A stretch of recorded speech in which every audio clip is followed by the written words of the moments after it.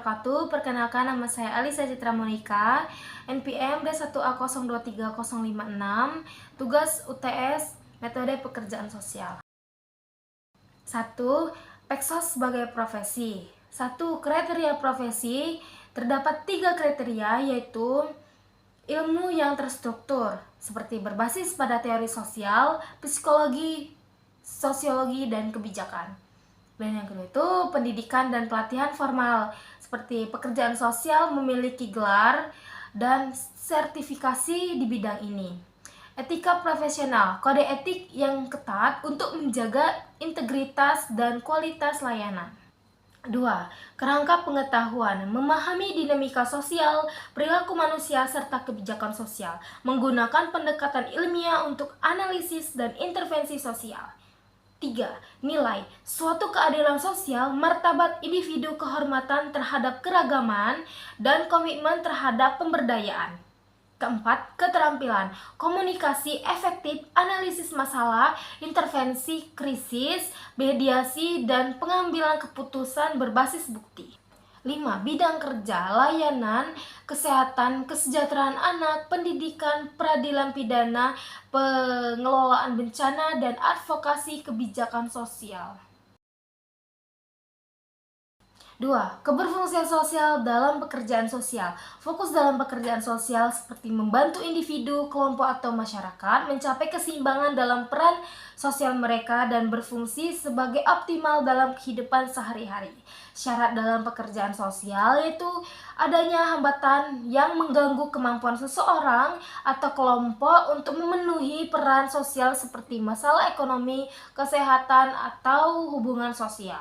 Tujuan dan fungsi dalam pekerjaan sosial seperti meningkatkan kemampuan individu dan kelompok untuk beradaptasi dengan lingkungan, memperkuat dukungan sosial, dan memberdayakan mereka agar mampu memenuhi kebutuhan hidup.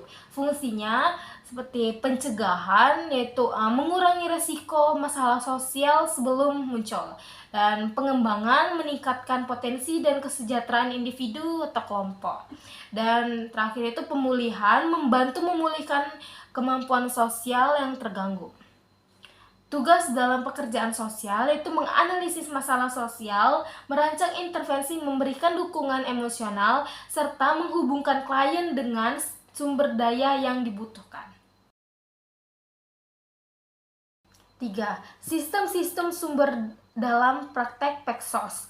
Yang pertama itu sistem makro, individu atau keluarga yang langsung dibantu oleh Peksos untuk mengatasi masalah personal seperti konflik keluarga atau masalah kesehatan mental. Dan yang kedua itu sistem mezo, kelompok atau komunitas seperti sekolah, organisasi, atau kelompok dukungan yang terlibat dalam upaya memberdayakan sosial dan pengembangan kapasitas yang kolektif. Dan yang ketiga itu sistem makro, institusi kebijakan dan struktur sosial yang mempengaruhi kehidupan individu dan kelompok seperti kebijakan publik lembaga pemerintah atau LSM yang menyediakan layanan sosial. 4. Tahap dan profesi pertolongan dalam praktek Peksos. 1. Tahap pengkajian, mengidentifikasi masalah dan kebutuhan klien melalui wawancara dan observasi. Contohnya, Peksos menilai masalah kecanduan pada seorang klien. 2. Tahap perencanaan, menyusun rencana intervensi bersama klien untuk mencapai tujuan yang spesifik. Contohnya, membuat rencana rehabilitas untuk klien yang pecandu.